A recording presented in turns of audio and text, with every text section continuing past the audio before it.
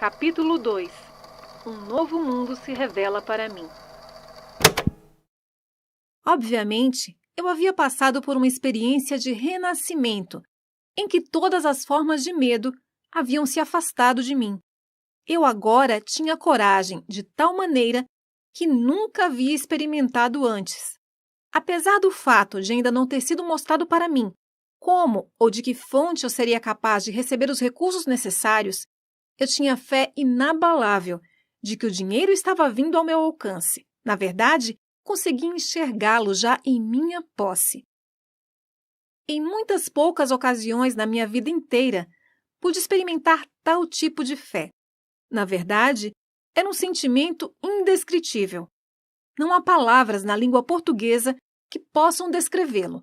Fato que todos aqueles que tiveram experiências similares podem facilmente testemunhar. Naquele instante, comecei a colocar em prática as instruções que havia recebido. Todo aquele sentimento de que eu estaria entrando em uma missão impossível agora haviam me deixado. Um por um, comecei a buscar em minha mente os nomes de todos os meus conhecidos, que talvez pudessem ser capazes de financiar os $25.000 de que eu precisava, começando com o nome de Henry Ford e passando por toda a lista de mais de 300 pessoas. Meu outro eu simplesmente disse: continue procurando. A hora mais escura é justamente um pouco antes da aurora. Mas eu chegara ao fim da linha. Minha lista inteira de conhecidos havia sido esgotada, e com ela, minha resistência física também. Eu estava trabalhando, concentrando a minha mente naquela lista de nomes por basicamente 2 dias e 2 noites, parando somente para dar alguns cochilos. Recostei-me na cadeira, fechei meus olhos e entrei numa espécie de transe por alguns minutos. Fui acordado pelo que parecia ser uma explosão no quarto. Conforme ganhei consciência, o nome Albert Pelton apareceu em minha mente. E com ele, um plano que eu soube instantaneamente ser o plano que me faria ter sucesso em persuadir o Sr. Pelton a publicar os meus livros. Eu me lembrei do Sr. Pelton somente como um editor na revista Golden Rule, a Regra de Ouro, aquela que eu havia publicado em anos anteriores. Eu me sentei, peguei a máquina de escrever e enderecei uma carta ao Sr. Pelton em Meriden, Connecticut, e descrevi o plano da mesma maneira que ele havia sido entregue para mim. Ele respondeu por telegrama, dizendo que estaria na Filadélfia para me ver no dia seguinte.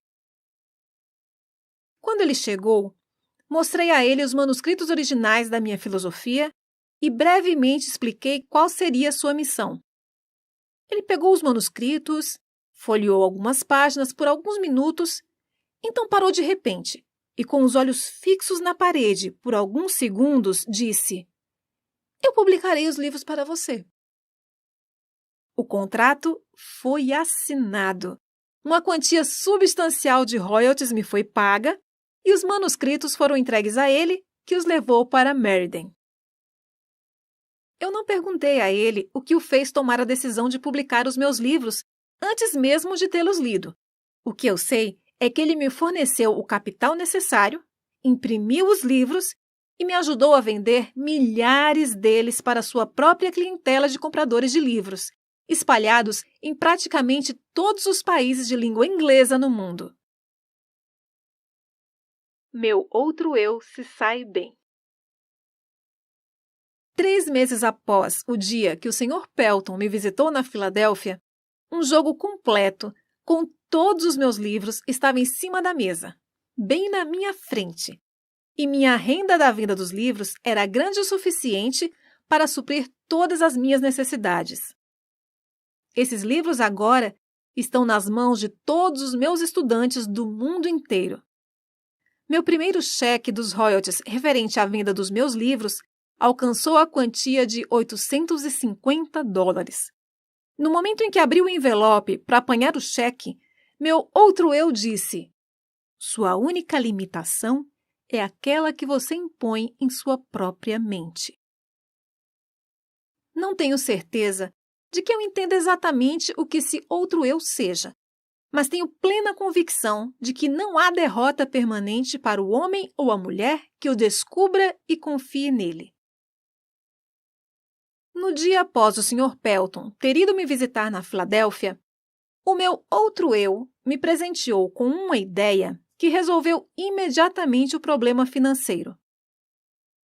A ideia que cruzou a minha mente me mostrava que os métodos de venda da indústria automobilística tinham que passar por uma mudança drástica e que os futuros vendedores desta área da indústria teriam que aprender a vender automóveis em vez de meramente servir de compradores de carros usados, como a maioria estava fazendo na época. Ocorreu-me também que jovens rapazes que haviam recém-finalizado a faculdade e que, por isso, não conheciam nada dos velhos truques da venda de automóveis, seriam o ponto de partida desse novo tipo de profissional de vendas e poderiam ser mais bem desenvolvidos. A ideia era tão distinta e impressionante que eu imediatamente liguei para o gerente de vendas da General Motors e brevemente expliquei o meu plano. Ele também ficou impressionado e me indicou para visitar uma filial da companhia de automóveis Buick, que naquela época era propriedade e dirigida por Earl Powell.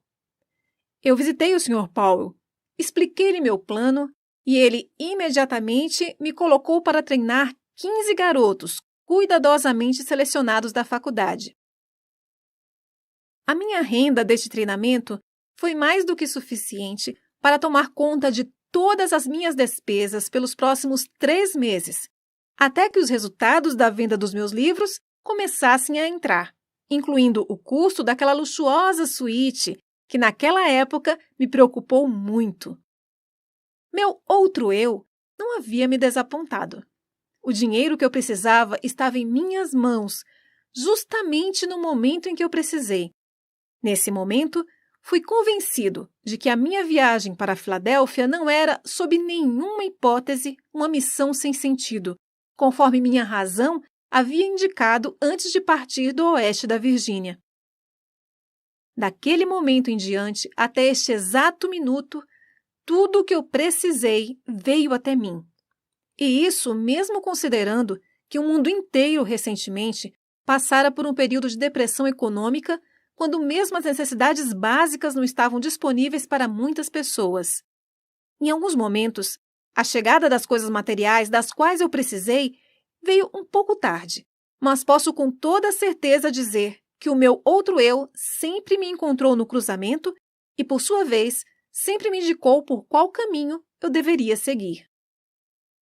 O outro eu não possui precedentes, não reconhece nenhum tipo de limite e sempre acha um modo de satisfazer nossos desejos. Ele pode se deparar com derrotas temporárias, mas nunca com fracasso permanente. Tenho tanta certeza disso que estou afirmando quanto o fato de estar aqui escrevendo estas linhas. Enquanto isso, sinceramente, espero que alguns dos milhões de homens e mulheres que foram atingidos pela depressão econômica ou outros dissabores da vida descubram dentro de si mesmos essa estranha entidade que eu chamei de meu outro eu, e que essa descoberta os guie, como me guiou a um intenso e próximo relacionamento com essa fonte de energia que supera obstáculos e resolve todas as dificuldades, em vez de ser derrotado por elas. Há uma grande força a ser descoberta no seu outro eu. Procure com todo o seu ser e você o achará. Fracasso, uma bênção disfarçada. Fiz outra descoberta como resultado dessa apresentação ao meu outro eu, ou seja, há uma solução para cada problema legítimo, não importa quão difícil o problema pareça ser. Também descobri que para cada experiência de derrota temporária, para cada fracasso e cada forma de adversidade, existe a semente de um benefício equivalente. Entenda o que eu quero dizer. Não afirmei que isso seria uma flor desabrochada do sucesso, mas sim a semente pela qual essa flor germinará e crescerá. Para essa regra, não há exceção. A semente da qual eu falo nem sempre pode ser observada, mas pode ter certeza de que ela está lá de uma forma ou de outra. Não pretendo entender tudo sobre essa estranha força que me reduziu à pobreza e a uma situação de necessidade e medo, e então fez renascer uma fé dentro de mim, através da qual tive o privilégio de ajudar a dezenas de milhares de pessoas que se achavam descendo a ladeira. Mas sei que tal força entrou em minha vida como uma missão para que eu pudesse colocar outros em contato com ela. Durante um quarto de século, em que me dediquei à pesquisa das causas de sucesso e fracasso, descobri muitos princípios de verdade que têm sido úteis para mim e para outros, mas nada que observei me impressionou tanto quanto a descoberta de que cada grande líder do passado foi tomado por dificuldades e encontrou derrotas temporárias antes de alcançar os seus objetivos. De Cristo até Edison, os homens que mais realizaram foram os que mais se depararam com formas duradouras de fracasso temporário. Isso pareceria justificar a conclusão de que a inteligência infinita tem um plano ou uma lei pela qual ela faz com que os homens se deparem com muitos obstáculos antes de dar-lhes o privilégio da liderança ou a oportunidade de realizar um serviço útil de uma forma notável. Eu não desejaria sujeitar-me novamente às experiências pelas quais passei naquela noite fatídica de véspera de Natal em 1923, e também naquela noite quando caminhei em volta da escola na West Virginia e lutei aquela terrível batalha contra o medo, mas toda a riqueza do mundo não seria capaz de me fazer abandonar o conhecimento que ganhei dessa experiência. A fé tem um novo significado para mim. Repito que não sei exatamente o que é este outro eu, mas sei o suficiente para me apoiar nele com um espírito de absoluta fé em tempos de necessidade, quando a razão da minha mente parece inadequada para suprir as minhas necessidades. A depressão econômica que começou em 1929 trouxe miséria para milhões de pessoas. Mas não devemos esquecer que a experiência também trouxe muitas bênçãos, a começar pelo conhecimento de que há algo infinitamente pior do que ser forçado a trabalhar, que é ser forçado a não trabalhar.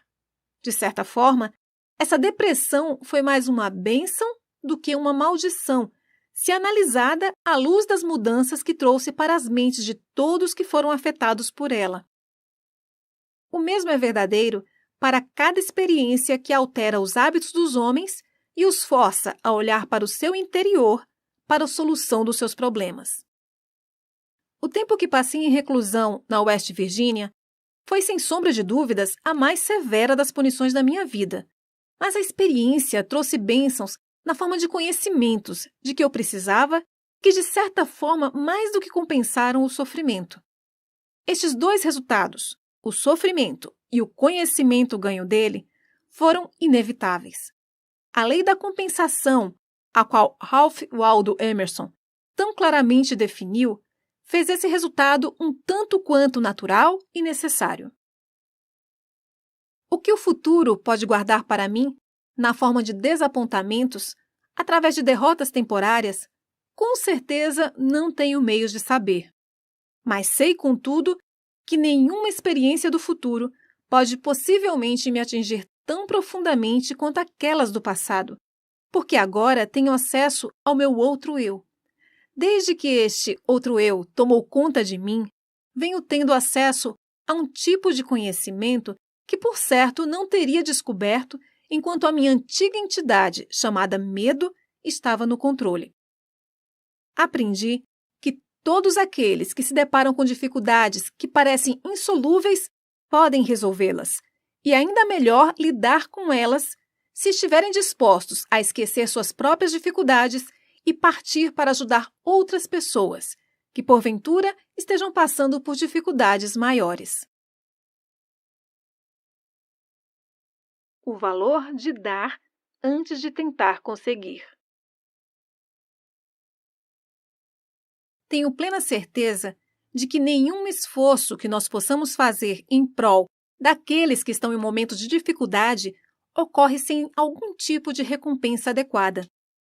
Nem sempre a recompensa vem daquelas próprias pessoas para as quais prestamos serviços, mas a mesma virá de uma fonte ou outra.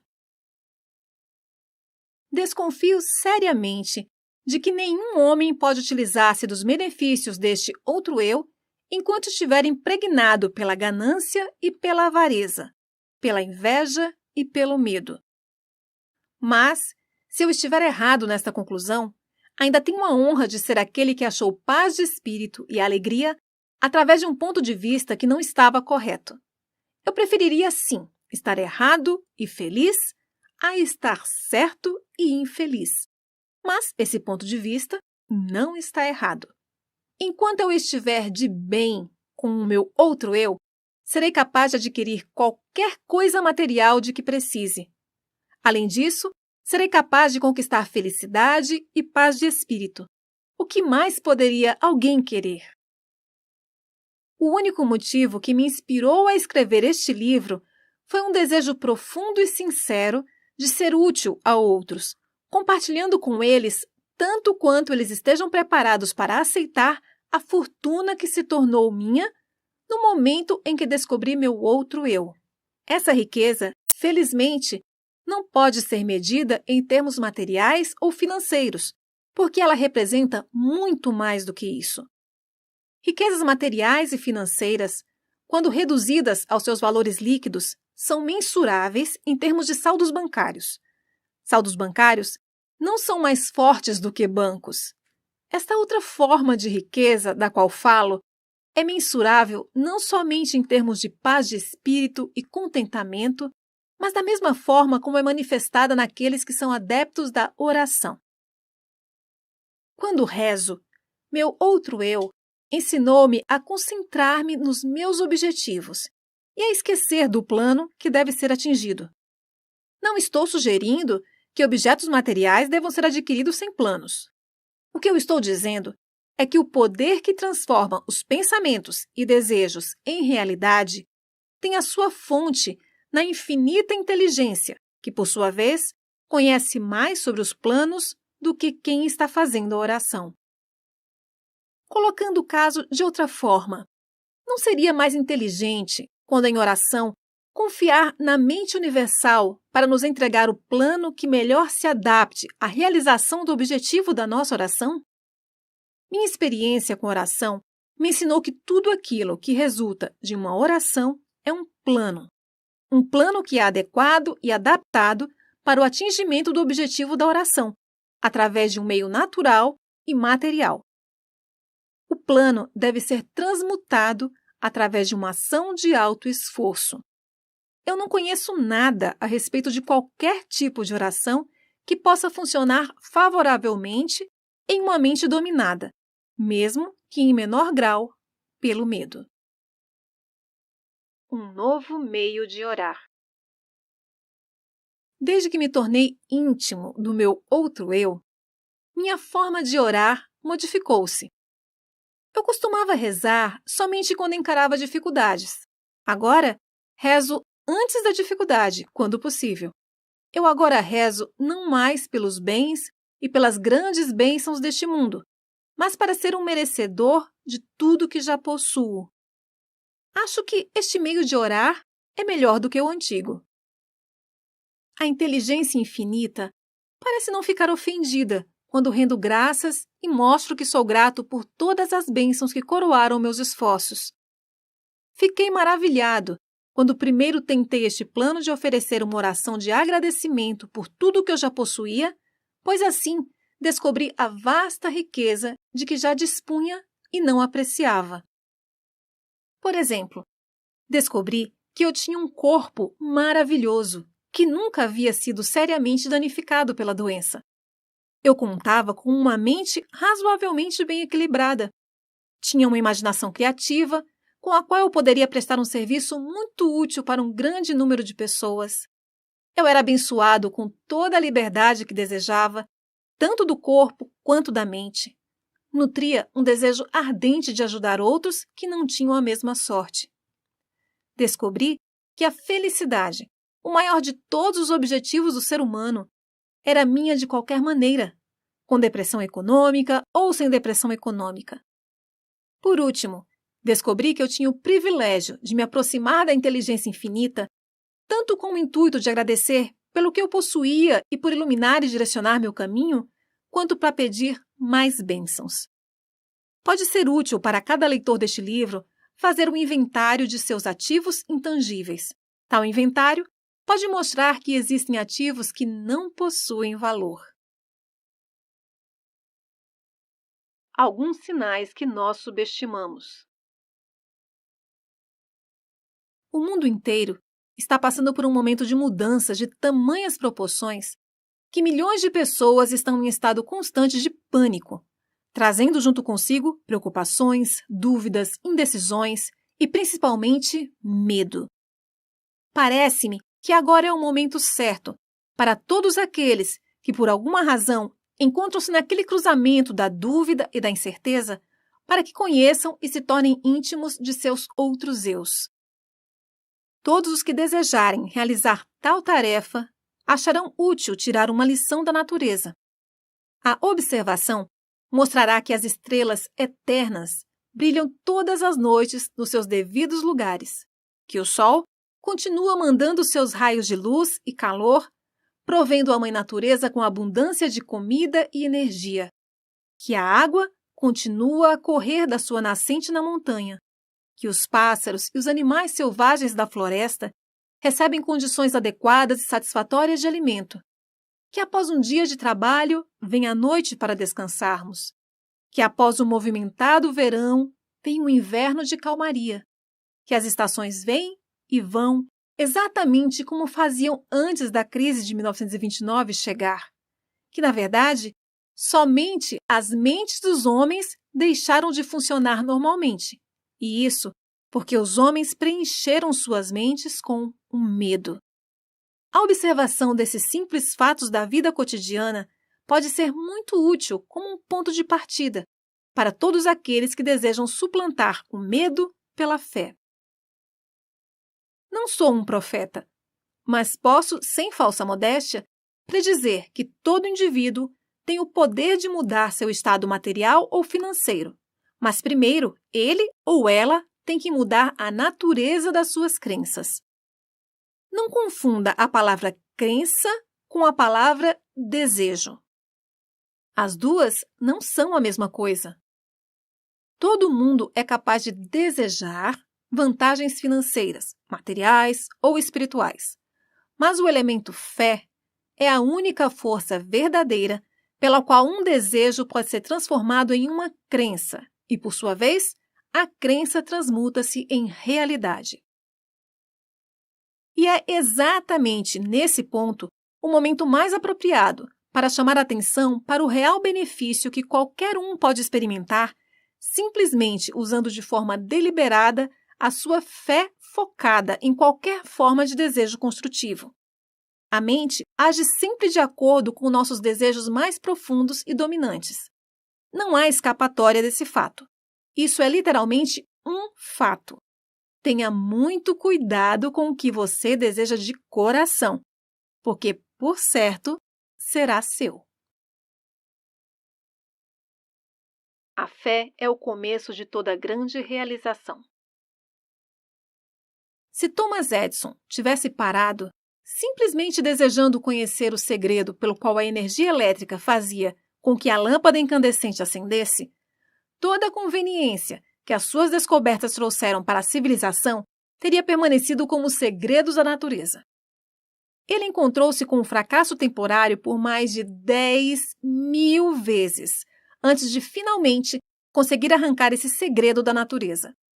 Até que finalmente ela cedeu para ele, porque ele acreditou que conseguiria e, mais importante ainda, continuou tentando até que conseguiu a resposta. Edison descobriu mais dos segredos da natureza. Eles teriam sido chamados de milagres em um período anterior. No campo da física, do que qualquer outro homem que já viveu. E isso porque ele ficou íntimo do seu outro eu. Eu ouvi isso da boca do próprio Edison, mas, mesmo que eu não tivesse ouvido, as suas realizações, por si mesmas, revelaram esse segredo. Nada dentro da razão é impossível para o homem ou a mulher que acredita e confia no seu outro eu. Tudo em que um homem ou uma mulher acreditar ser verdadeiro, a partir daquele instante, começa a se tornar verdadeiro. Uma oração é uma expressão do pensamento, algumas vezes expresso em palavras audíveis e outras vezes expresso silenciosamente. Observei, por experiência própria, que uma oração silenciosa é tão eficaz quanto uma oração expressa em palavras. Observei também que o estado de espírito de quem está rezando é o fator determinante para a oração funcionar ou não. Minha concepção do outro eu, que tenho tentado descrever, é que ele simboliza meramente um novo modo de se chegar à inteligência infinita, um modo pelo qual se pode controlar e direcionar o simples processo de combinar a fé com os pensamentos. Isso é somente outra maneira de dizer que agora tenho muito mais fé no poder da oração. O estado de espírito conhecido como fé, aparentemente abre o meio para um sexto sentido, através do qual se pode comunicar com fontes de poder e informação que ultrapassam e muito os nossos 5 sentidos.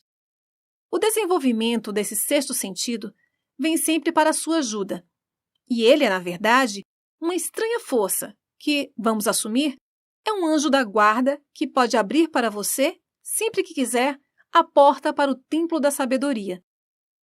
O sexto sentido é a experiência mais próxima a que já cheguei de algo que se possa chamar de milagre. E ele aparece dessa forma, talvez, porque eu não entenda exatamente o método pelo qual esse princípio funciona. O que eu realmente sei é que existe uma força, ou uma causa central primeira, ou uma inteligência, que permeia cada átomo da matéria e faz parte de cada unidade de energia perceptível pelo homem. Que essa infinita inteligência converte ramos em árvores, faz com que a água escorra dos montes em resposta à lei da gravidade, faz a noite após o dia, o inverno após o verão, cada um mantendo seu próprio lugar e funcionando de forma harmoniosa, bem como o relacionamento entre si. Essa inteligência ajuda a transformar desejos em formas concretas ou materiais. Tenho este conhecimento porque o experimentei. Por muitos anos, venho mantendo o hábito de fazer um inventário de toda a minha vida pessoal, uma vez por ano, com o objetivo de determinar quanto de minhas fraquezas consegui ultrapassar ou eliminar, e também para calcular quanto progresso, se é que tive algum, fiz durante o ano. Capítulo 3.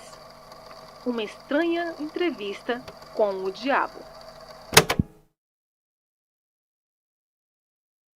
Enquanto você estiver lendo A Entrevista com o Diabo, você reconhecerá, e a partir da breve descrição que dei da história da minha vida, o esforço desesperado do diabo em me calar, antes que eu ganhasse reconhecimento público. Você entenderá também, após ler A Entrevista com o Diabo, por que a entrevista tinha que ser precedida por essa história pessoal. Antes que você comece a ler a entrevista, eu quero que você tenha uma noção bem clara do tipo de ataque que o diabo fez comigo. E lembre-se de que foi esse ataque final que afortunadamente virou o jogo, fazendo com que o diabo ficasse sem saída e tivesse que se confessar. Este trabalho do diabo começou com a crise de 1929. Através daquela feliz virada na roda da vida, perdi 600 acres nas montanhas de Catskill. Meus rendimentos foram a zero. O Harriman National Bank, onde todos os meus fundos estavam depositados, quebrou. E com ele se foi todo o meu dinheiro. Antes que eu notasse o que estava acontecendo, me peguei no meio de um furacão espiritual e econômico que se desenvolveu numa catástrofe mundial de tal força que nenhum indivíduo ou grupo de indivíduos poderia suportar. Enquanto esperava a tempestade passar e todo o medo que estava espalhado ceder, me mudei para Washington, D.C., a cidade onde comecei o trabalho após o meu primeiro encontro com Andrew Carnegie, quase um quarto de século antes. Parecia que não havia nada que eu pudesse fazer, exceto sentar e esperar. Tudo o que eu tinha era tempo. Após 3 anos de espera, sem resultados tangíveis, minha alma incansável começou a me empurrar de volta para o serviço. Havia muito poucas oportunidades para eu ensinar uma filosofia de sucesso quando o mundo à minha volta estava no meio do mais abjeto fracasso e as mentes dos homens estavam preenchidas com o medo da pobreza. Este pensamento veio até mim em uma noite, enquanto eu estava dirigindo meu automóvel em frente ao Memorial de Lincoln, sobre o rio Potomac, dentro da sombra do Capitólio. Com isso, veio outro pensamento. O mundo havia experimentado uma crise sem precedentes, através da qual nenhum ser humano tinha o menor controle. Com essa crise, veio até mim a oportunidade de testar a filosofia da autodeterminação, a organização a qual eu havia devotado boa parte da minha vida adulta. Uma vez mais, eu tinha a oportunidade de aprender se a minha filosofia era prática ou mera teoria. Notei também que aí estava a oportunidade de testar uma frase de minha autoria, a qual eu havia pronunciado centenas de vezes. Toda diversidade traz consigo a semente de uma vantagem equivalente. Qual, se há alguma, eu me perguntei, foi a vantagem de uma crise mundial para mim? Quando comecei a procurar por uma direção por onde eu poderia testar a minha filosofia, fiz a descoberta mais chocante da minha vida. Descobri que, através de alguma estranha força que eu não entendia, eu havia perdido minha coragem. Minha iniciativa tinha sido desmoralizada. Meu entusiasmo havia enfraquecido. Pior do que tudo isso, eu estava envergonhado em me dar conta de que era o autor de uma filosofia de autodeterminação porque, lá no fundo do meu coração, eu sabia, ou pensava que sabia, que eu não poderia fazer a minha própria filosofia me tirar do fundo do poço e, consequentemente, mudar a situação desesperadora na qual me encontrava. Enquanto eu lutava, em um estado mental de total confusão e atordoamento, o diabo devia estar dançando de felicidade. Afinal, ele tinha o autor da primeira filosofia de realização e sucesso pessoal paralisado pela indecisão. Mas os inimigos do diabo também deviam estar trabalhando. Enquanto eu estava sentado em frente ao Memorial Lincoln, revisando em retrospecto as circunstâncias que por muitas vezes elevaram-me a grandes realizações somente para logo depois me deixarem cair de alturas equivalentes, um pensamento feliz chegou até mim, na forma de um plano de ação definido, o qual eu acreditava que poderia me desfazer de uma vez por todas esse sentimento hipnótico de indiferença ao qual eu estava preso. Na entrevista com o diabo, a exata natureza da força pela qual eu havia sido privado da minha iniciativa e da minha coragem foi revelada. É exatamente a mesma força que milhões de outros foram sujeitos durante a grande crise. É a arma principal que o diabo utiliza para enredar e controlar os seres humanos. A essência desse novo pensamento que veio para mim era esta. Apesar do fato de eu ter aprendido com Andrew Carnegie e mais de 500 outros que tiveram sucessos profissionais e pessoais equivalentes, que realizações notáveis em todos os passos da vida vêm através da aplicação do Mastermind, a coordenação harmoniosa de 2 ou mais mentes trabalhando para um mesmo objetivo, eu havia falhado em fazer tal aliança com o objetivo de colocar em prática o meu plano de revelar a primeira filosofia individual de sucesso para o mundo. Apesar do fato de eu ter entendido o poder do Mastermind, eu havia sido relapso em apropriar-me e usar essa força. Eu estava trabalhando como um lobo solitário, em vez de associar-me com outras mentes superiores. Uma análise. Vamos agora brevemente analisar essa estranha entrevista que você está prestes a ler. Alguns irão perguntar após terminá-la: você realmente entrevistou o diabo? Ou você meramente entrevistou um diabo imaginário? Alguns talvez desejem a resposta a essa questão antes mesmo de começar a entrevista. Responderei da única e mais honesta maneira que poderia, dizendo que o diabo que entrevistei pode ter sido real, tanto quanto ele dizia ser, ou ele pode ter sido uma criação da minha própria imaginação. Seja lá o que ele fosse, real ou imaginário, é de muita pouca importância se comparado com a natureza e com o conteúdo das informações contidas na entrevista. A questão realmente importante é esta: a entrevista contém alguma informação que possa ser realmente útil para as pessoas que estão tentando achar os seus lugares no mundo? Se ela possui esse tipo de informação, não importa se está contida na forma de um fato ou ficção. Então, ela deve ser séria e cuidadosamente analisada por meio de uma leitura muito atenciosa. Eu não tenho a menor preocupação quanto à real fonte da informação, ou quanto à real natureza do diabo, cuja história fantástica você está prestes a ler. Estou somente preocupado com o fato de que a confissão do diabo encaixa-se perfeitamente com o que eu tenho visto da vida. Acredito que a entrevista contém informações de benefícios práticos para todos aqueles que ainda não acharam a vida amigável. E a razão pela qual eu acredito nisso é que eu fiz com que o tema central deste livro me trouxesse toda a felicidade de que preciso, na forma que mais se encaixou na minha natureza. Eu tive o suficiente de experiências com os princípios mencionados pelo diabo, de tal forma que posso assegurar que eles farão exatamente o que ele diz que farão. Isso é suficiente para mim. Então, passo a história dessa entrevista para você, para que, seja lá de qual maneira, consiga extrair dela o máximo possível de dividendos em termos financeiros e pessoais. Talvez você consiga grandes valores em termos financeiros, se você aceitar o diabo como sendo o que ele diz que é, baseando-se na sua mensagem para, seja lá o que for que ela lhe possa trazer, e que você consiga aplicar da melhor maneira possível, não se preocupando em saber quem é o diabo ou se realmente ele existe. Se você quiser minha honesta opinião pessoal, eu acredito que o diabo é realmente quem ele diz ser.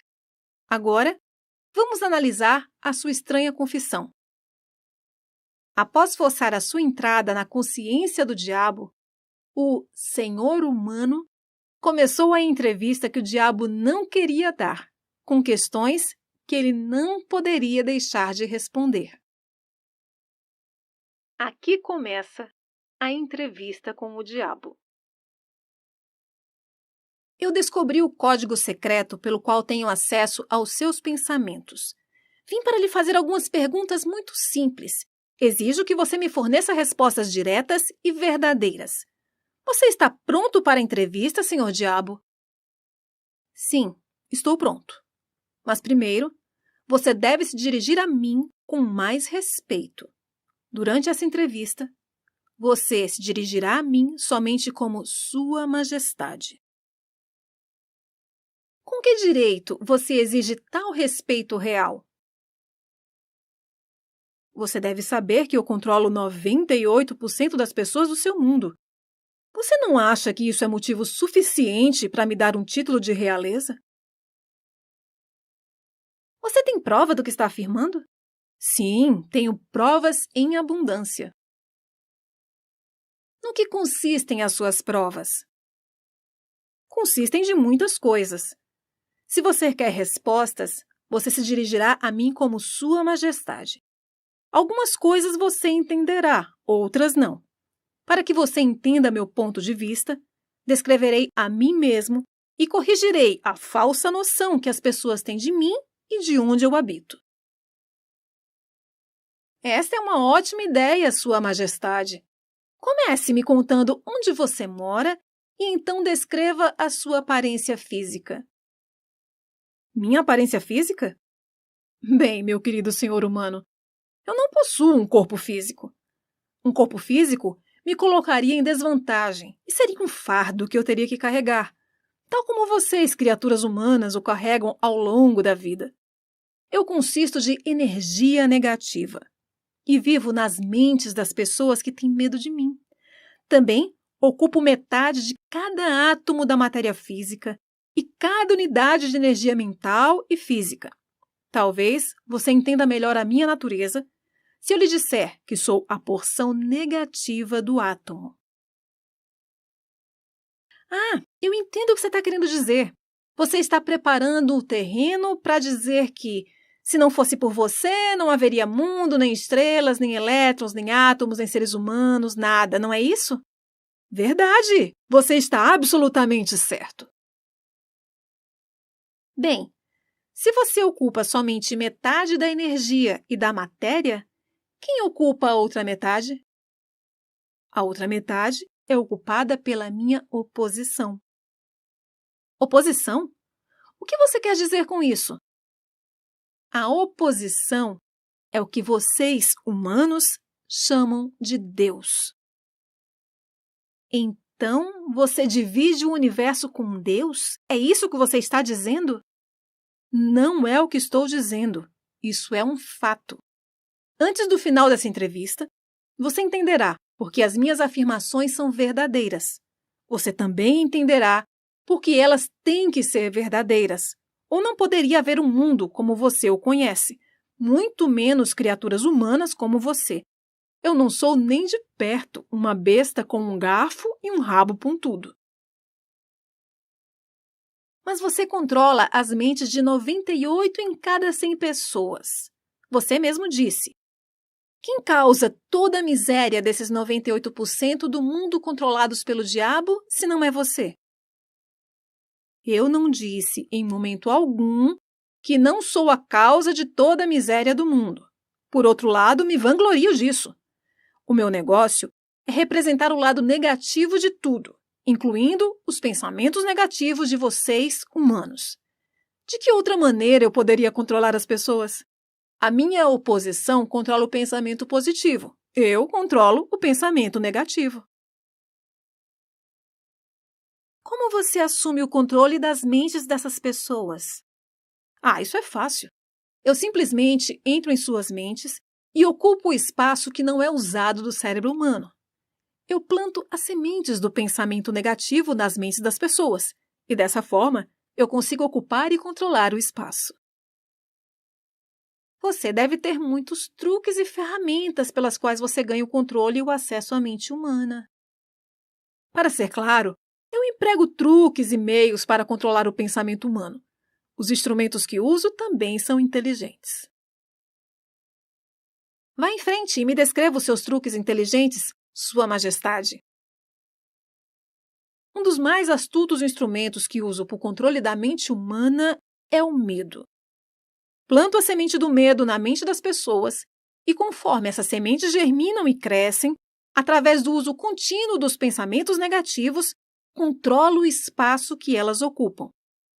Os 6 medos mais efetivos são o medo da pobreza, da crítica, da perda da saúde, da perda do amor, da velhice e da morte. Qual desses 6 medos mais o ajuda a assumir o controle, Sua Majestade? O primeiro e o último, pobreza e morte. Em um momento ou outro durante a vida, amarro as pessoas através de um deles ou até de ambos.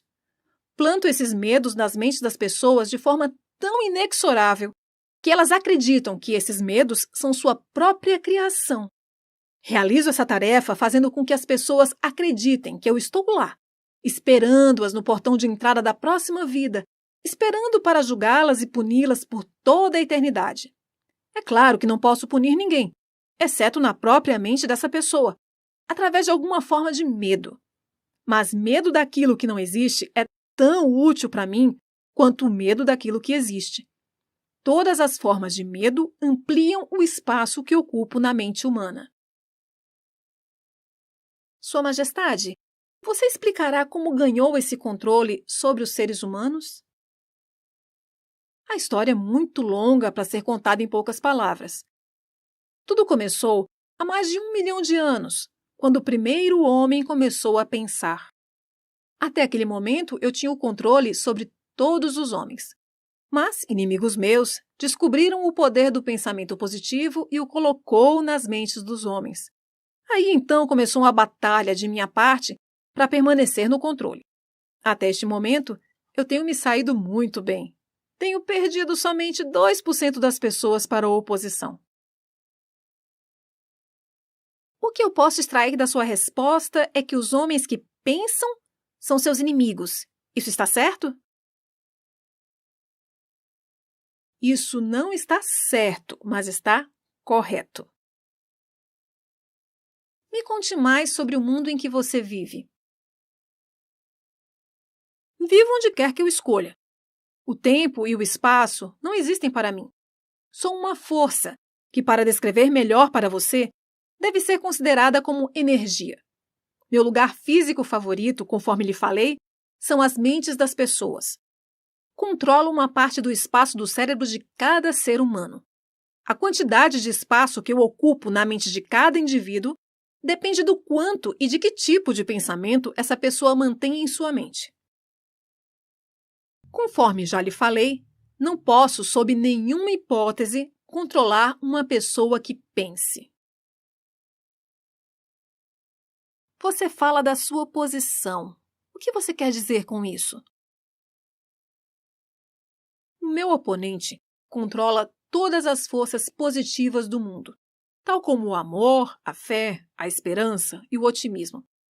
O meu oponente também controla os fatores positivos de todas as leis naturais do universo, as forças que mantêm a Terra e os planetas e todas as estrelas de forma harmônica nos seus devidos cursos. Mas essas forças são ínfimas em comparação com aquelas que operam na mente humana, que está sob o meu controle. Como você pode ver, não tenho nenhuma intenção de controlar estrelas e planetas. Prefiro controlar as mentes humanas.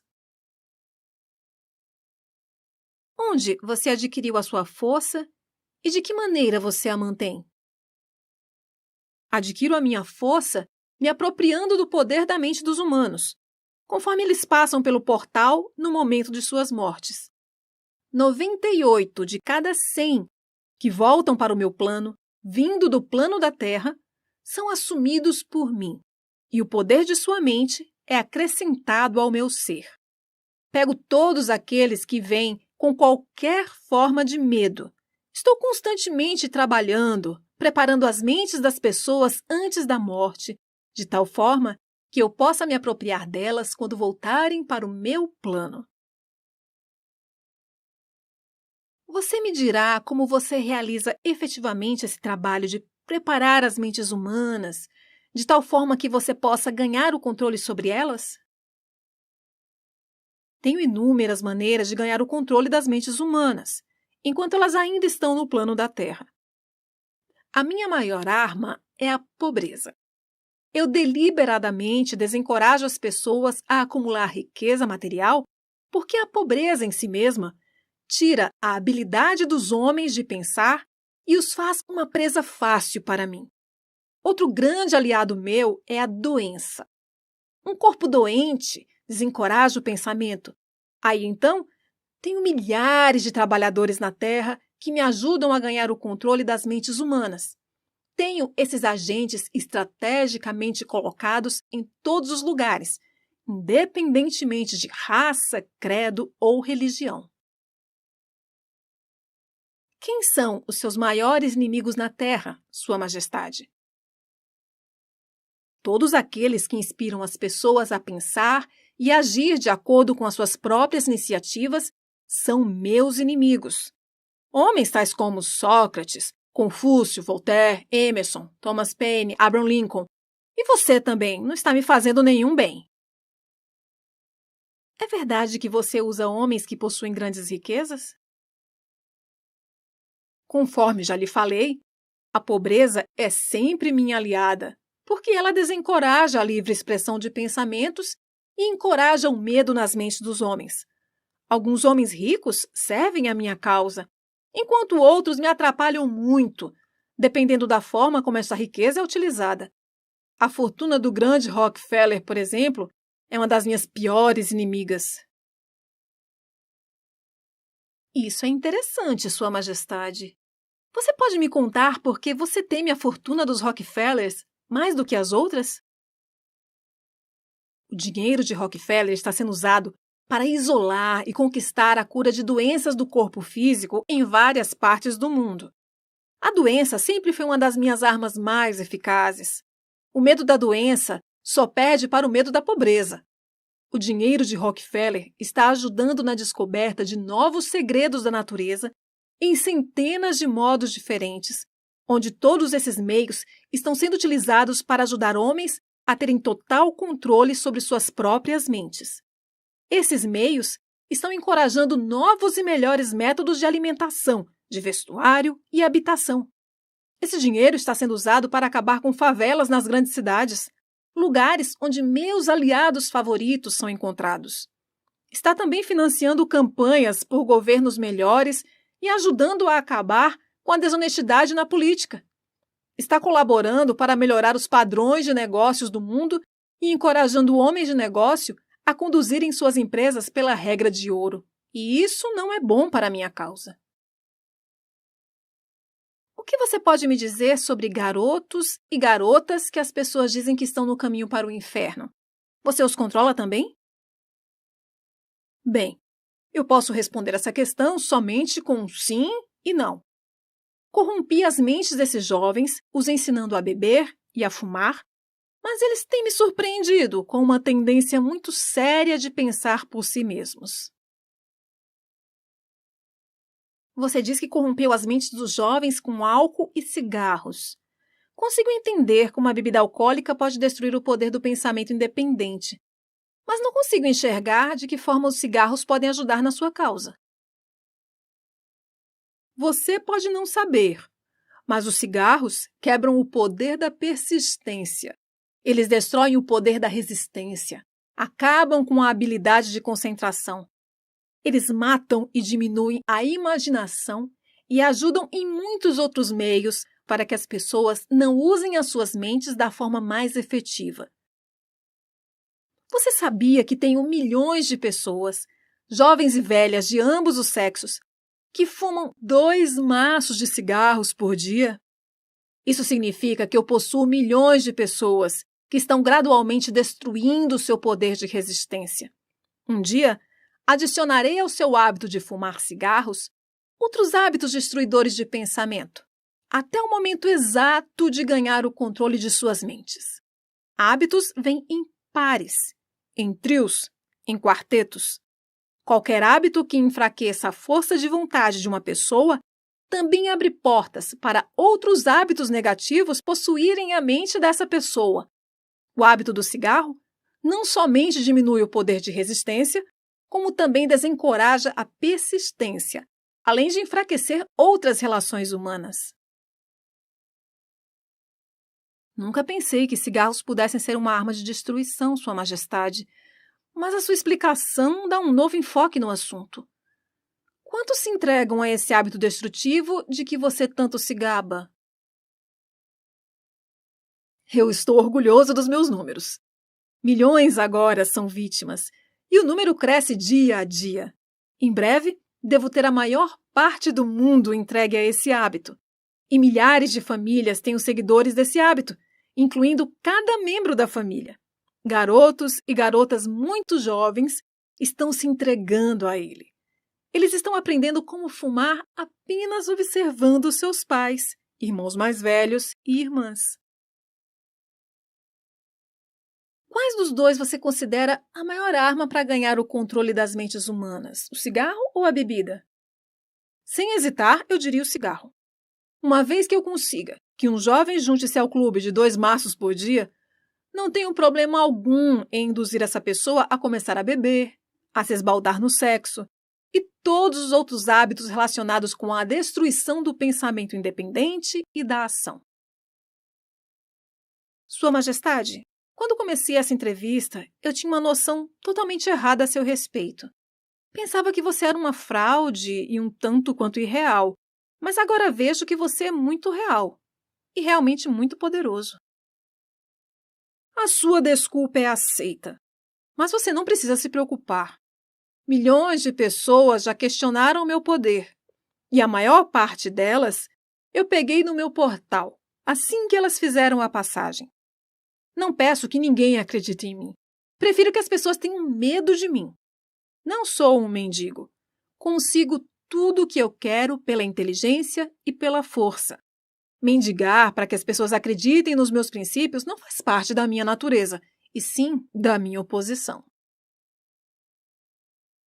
Sua Majestade, por favor, me perdoe se eu estiver sendo rude, mas eu não seria capaz de me olhar no espelho novamente se não lhe dissesse, aqui e agora, que você realmente é uma desgraça, porque se aproveita das pessoas inocentes. Sempre tive o conceito errado a seu respeito. Eu pensava que você era gentil o suficiente para deixar as pessoas em paz enquanto elas estivessem vivendo, que você torturava suas almas somente após a sua morte. Mas agora vi, pela sua própria confissão, que você destrói o direito ao livre pensamento e faz com que as pessoas vivam um verdadeiro inferno na Terra. O que você tem a dizer em relação a isso? Eu consigo o que quero exercendo o autocontrole. Não é tão bom para a minha causa, mas sugiro que você me imite em vez de me criticar. Você se auto-intitula um pensador, e você realmente é, pois de outra forma você nunca teria me forçado a confessar minha natureza numa entrevista como esta. Mas você nunca será o tipo de pensador que me amedronta, a não ser que você consiga ganhar e exercer total controle sobre suas próprias emoções. Bem, vamos nos afastar desse assunto de personalidades. Vim aqui para aprender mais sobre você e não para discutir a meu respeito. Por favor, vamos em frente e me conte quais outros dos muitos truques que você tem para ganhar o controle da mente humana? Qual a sua arma mais poderosa exatamente agora? Essa é uma questão difícil de responder. Tenho tantos meios e instrumentos para entrar e controlar as mentes humanas que é difícil dizer qual é o mais poderoso. Exatamente neste momento, estou tentando fazer uma nova guerra mundial. Os meus amigos aqui em Washington estão me ajudando a envolver os Estados Unidos nessa guerra. Se eu conseguir fazer com que o mundo comece a se matar de forma maciça, serei capaz de colocar em ação o meu instrumento favorito para o controle da mente. É o que você pode chamar de medo sistêmico e generalizado. Usei este instrumento para trazer a Guerra Mundial de 1914. Também o utilizei para causar a crise econômica de 1929 e, se a minha oposição não tivesse se adiantado a mim, neste momento eu estaria controlando cada homem, mulher e criança neste mundo. Você pode ver por si mesmo o quão perto eu cheguei para a dominação completa do mundo, aquilo por que venho lutando para conseguir há milhares de anos. Sim, estou entendendo. Quem não entenderia? Você é um manipulador muito engenhoso das mentes das pessoas. Você usa o seu poder diabólico somente em pessoas de posição privilegiada e de grande influência? Ah, não. Eu uso a mente de pessoas de todas as classes. Na verdade, prefiro o tipo de pessoa que não pensa por si mesma. Consigo manipular esse tipo de pessoa sem nenhuma dificuldade. Eu não poderia controlar 98% das pessoas do mundo se todas fossem hábeis para pensar por si mesmas. Estou interessado no bem-estar de todas aquelas pessoas que você diz controlar. Por isso eu desejo que você me conte todos os truques utilizados para entrar e controlar as mentes. Quero uma confissão completa. Portanto, comece com o seu truque mais ardiloso. Isso que você está me forçando a fazer chama-se suicídio. Mas eu não tenho o que fazer. Acalme-se. Colocarei em suas mãos a arma pelo qual milhões de co-irmãos seus poderão se defender de mim.